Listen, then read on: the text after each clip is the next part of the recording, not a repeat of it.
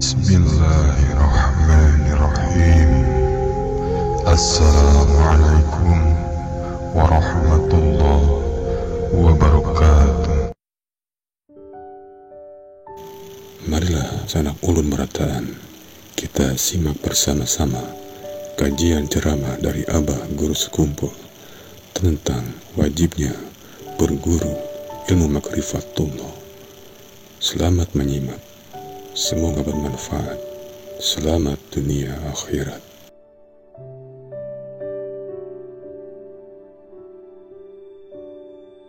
Oleh sebab itu, marilah kita semua jangan sampai tertahan di dalam dinding-dinding itu tadi. Kita lewati dinding itu dengan ilmu, melewatinya yang disebut ilmu ma'rifat. Menurut kadar masing-masing kekuatan otak dan hati kita, ma'rifat itu. Kalau ma'rifat itu ada tingkatan, ada 0, 1, 2 dan seterusnya.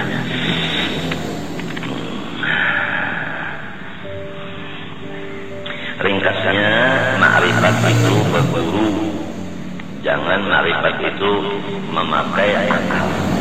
Kalau akal itu dipakai, baca kitab seromonan, lalu dikira-kira begini, itu namanya berguru dengan hawa nafsu. Akal itu harus gurunya itu manusia.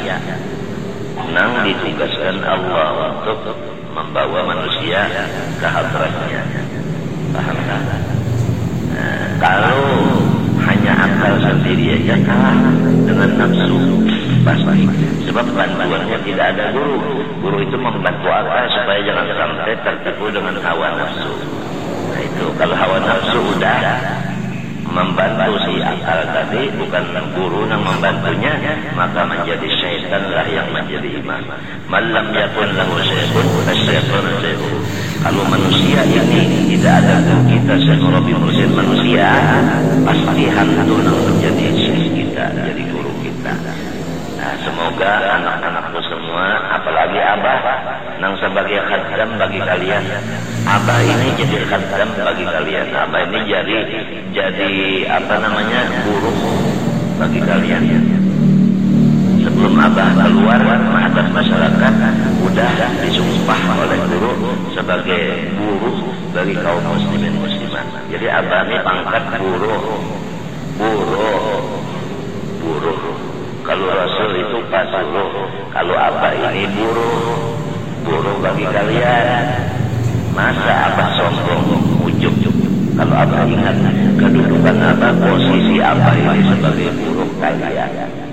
Walaupun sakit, namun burung datang kemari menyuruh, pelajari saya. Burungnya sakit, tapi bosnya menyuruh melajari. Ayah, keluar aja, sebab itu siap laksanakan tuan-tuan kalian. Burung walaupun sakit, tapi karena memang artinya seorang guru harus tunduk kepada bosnya, ya udah. Suara sakit, perut sakit, tapi alhamdulillah, mudah-mudahan salah guru ini bisa diterima oleh bos. Ini yang datang ini bos semuanya. Ini buruh ini yang mencungkung di tengah-tengah ya buruh. Kada bisa bersombong-sombong buruh, matinya buruh ini dijual-jual oleh bos. Buruh ini dijualnya bos. Ada di antara bos yang tukang tulis di tulisan yang menjual. Ada yang di antara bos membawa chip order, diputarnya yang ada buruh. Terserah lawan yang bos saja yang diputar-putarnya. Diputar balikannya apanya terserah. Cuma mudah-mudahan artinya ya si burung ini bisa melaksanakan tugas. Itu aja. Digaji oleh bos kada mendemo juga, kada menggaji, kada mendemo juga. Namanya bos, orang udah di bawah, sakit tidak diperhatikan orang, namanya bos. Serap suaranya serak, tidak ada yang memberi obat untuk menyembuhkan serak. Namanya bos. Terserah lawan orang-orang yang menjadi namanya apa tadi? Di bawah dari seluruhan apa namanya? Buruh, namanya buruh, bosnya itu punya obat, tidak mengobati kepada buruhnya, buruh enggak mengeluh. Kalau buruh tidak punya uang, bos tidak mengirim uang, tidak berani mengeluh, namanya posisinya bos lain daripada posisinya buruh. Buruh kalau sendiri enggak berani macam-macam, terserah bos berani. Nah itu maksudnya, apa ini hamba, Allah Ta'ala itu Tuhan. Ya terserah lawan Allah Ta'ala aja, mau diabaikannya terserah aja. Cuman takutnya itu tadi, ayat tadi takut. Kalau disebut guru yang mau dipolitikkan, apalagi memasukkan diri ke politik. Paham? Setiap politik pasti mengandung suudzon, buruk sangka.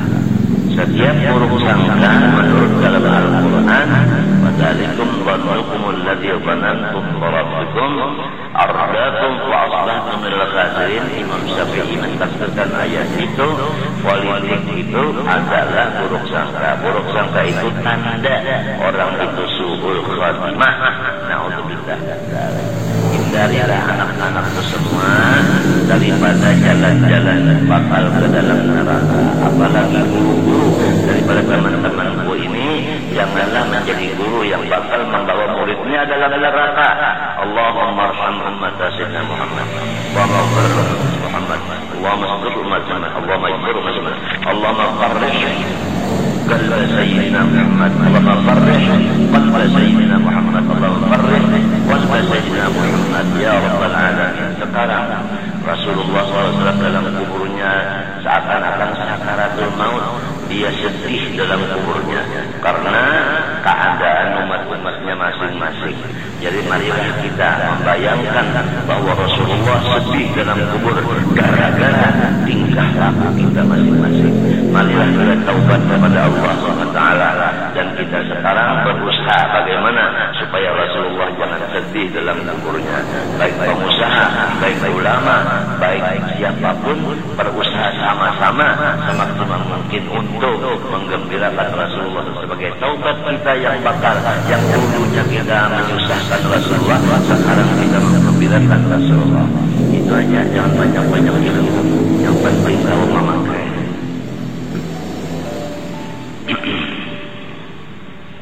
Basirun, Allah Ta'ala senantiasa melihat dengan basarnya, maka mustahil yang buta.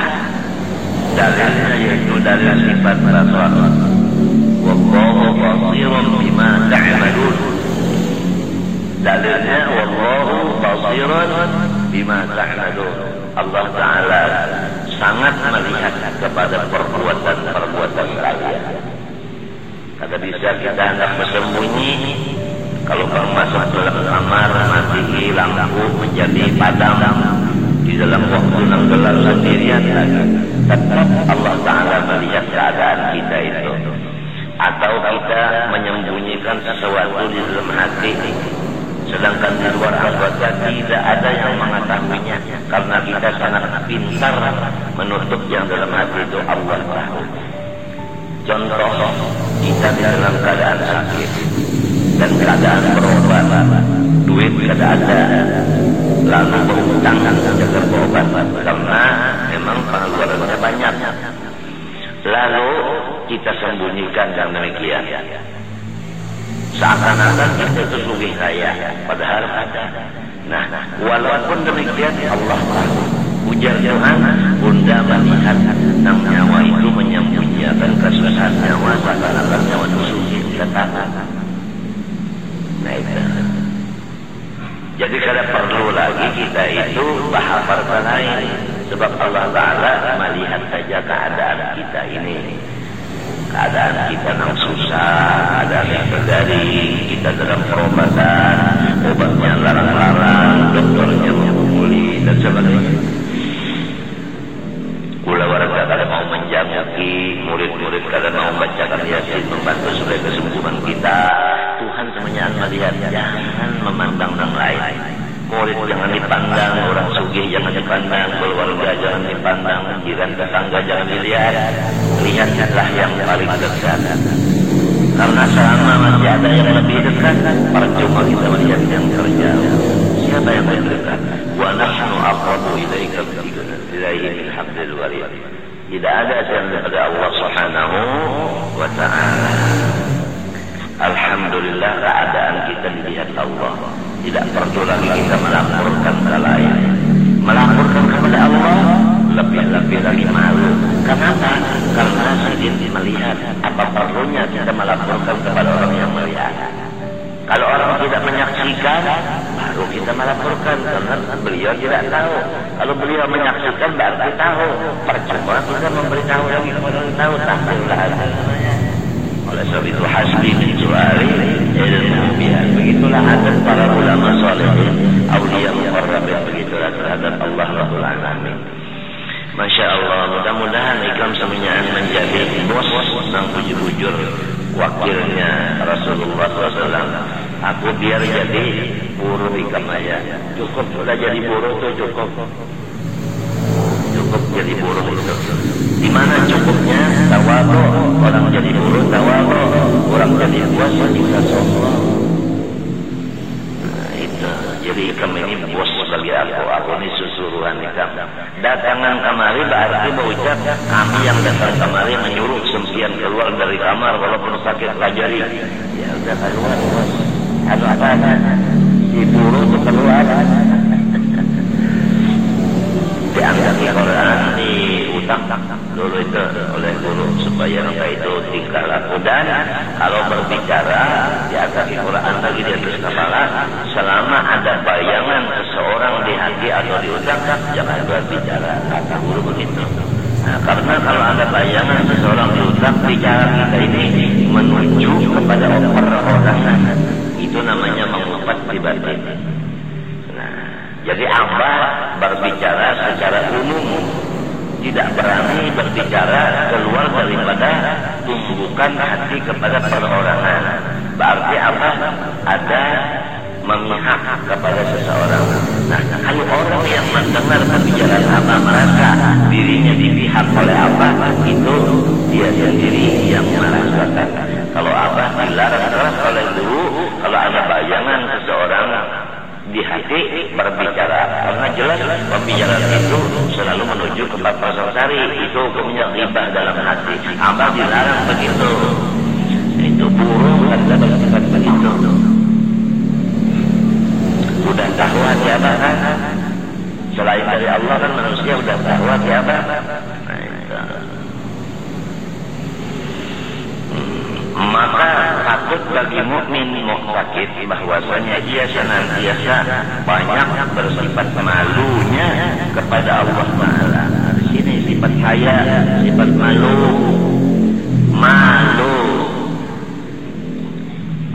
kepada Allah. Allah yang senantiasa melihat akan dia. Malu apa? Malu membuat dosa. Nah, jadi tidak ada lagi orang yang percaya Allah bersifat basir, tidak ada lagi mengerja dosa. Itu cirinya. Kalau masih mengerja dosa, belum percaya dengan basir. Di situ aja timbangannya, di situ aja. Masih mengerja dosa enggak? Kalau masih mengerja dosa, belum beriman dengan basirun. Kalau sudah percaya dengan basirun, tidak lagi mengerja dosa. Itulah dalam kitab ini. Masing-masing kita asam janar siapa merasa pas kadang-kadang. Nah, ini yang kita baca sifat 20 nangsi. Kalau ada bulu tahdiri belum mencapai ibtidai. di bawah daripada kelas 1, di bawah. Belum lagi tauhid yang kelas 1, apalagi yang penghabisan kelas kuliah, belum lagi kita bicarakan ke sana. Ini baru yang kelas 1 dulu, modal dulu, ini dasar dulu, SD-nya dulu. Kalau SD-nya ini belum mengerti dan belum dipakai, mana bisa pakai yang lain. Kalau baju kaos belum dipakai, mana bisa kita pakai jas.